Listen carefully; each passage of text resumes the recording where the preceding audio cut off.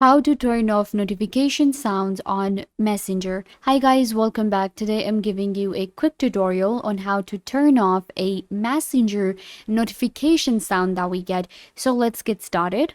You will open up your Messenger on your, laptop, PC or your mobile phone. It's okay. So once you open it up, then you will get your profile right here. So you just have to click on it and then you have to click on preferences. So here we have different preferences. And here it is, we have notification sounds.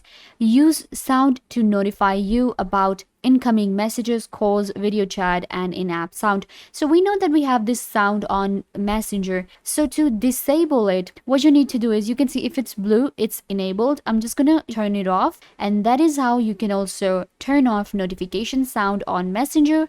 It's really easy to do. Now it's turned off. I can just go back, and if I open it up again, you will be able to see that the sounds are turned off. I hope that I was a big help. Don't forget to give this video a big thumbs up, leave a comment down below, turn on bell notification, and subscribe to the YouTube channel.